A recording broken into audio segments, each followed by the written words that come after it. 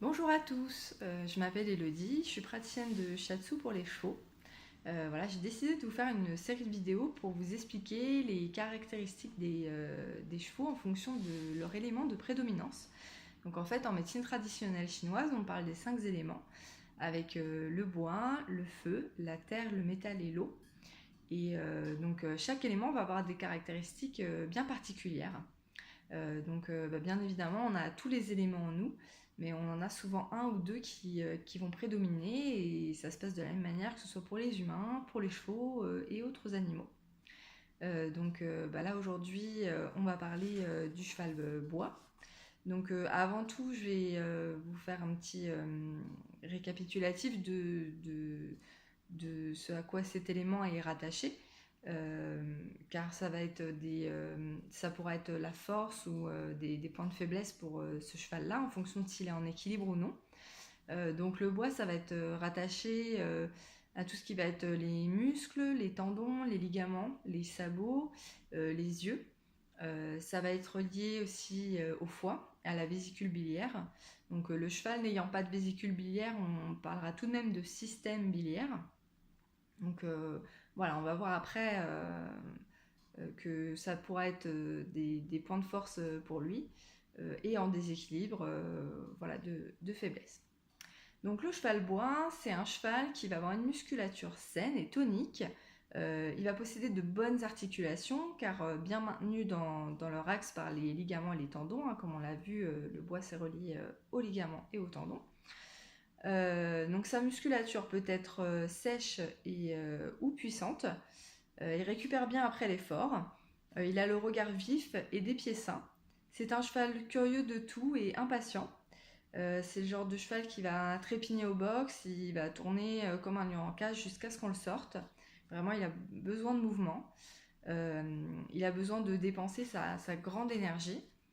Il n'a pas son pareil pour accueillir des personnes qui vont passer devant son box avec des mimiques d'intimidation en couchant les oreilles ou en faisant mine de mordre ou de taper parfois. En règle générale, c'est une façade et il ne passera pas à l'action. On fera tout de même attention, on restera vigilant. Il aime travailler. D'ailleurs, un entraînement intensif lui permettra de canaliser sa belle énergie et l'empêchera de succomber à des sautes d'humeur. Il gère bien le stress physique et mental. C'est un bon cheval de compétition, du coup, comme il va bien gérer tout ça. Mais alors, par contre, clairement, sur le terrain de concours, il est là pour gagner. Donc, son cavalier a intérêt d'être sur la même longueur d'onde et d'avoir envie de faire le parcours à fond comme lui. Et c'est le genre de cheval qui, même lorsque le cavalier chute, il est capable de terminer son parcours d'obstacle. Hein. Rien ne l'arrête. Dans le troupeau, on va le retrouver comme chef du troupeau, comme leader. C'est un cheval qui va s'accommoder de la douleur et bien souvent lorsqu'il va montrer un signe de gêne, c'est que c'est généralement trop tard en fait parce qu'il n'aura rien montré avant. Donc on peut retrouver chez ce cheval-là des tendinites où on n'aura rien pu voir avant, par exemple, en fait, parce qu'il n'aura rien montré, en fait. Donc son responsable, cavalier ou propriétaire, devra veiller à le protéger de lui-même, afin d'éviter d'arriver à ça qui s'écoute un petit peu plus en fait avant pour pas arriver à ce genre de choses. Par exemple, pour ce cheval-là, des séances de shiatsu régulières, ça va être intéressant sans qu'il y ait forcément de problématiques en fait, parce que ça va aider à rééquilibrer en fait, en prévention. Donc prévenir dès qu'il va y avoir des petites choses, comme en plus il ne le montre pas.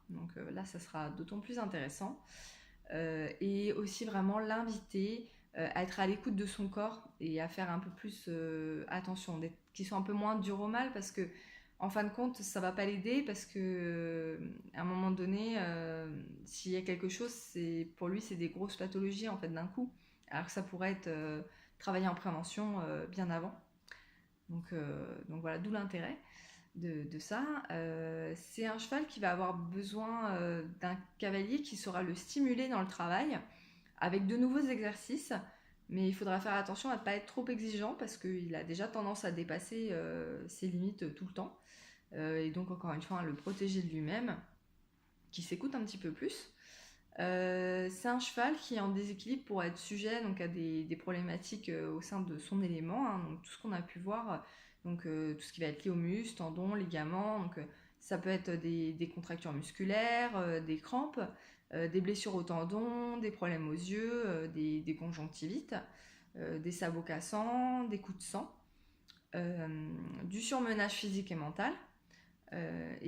Ça pourrait être un cheval qui sera sensible au vent, au bruit et à la lumière.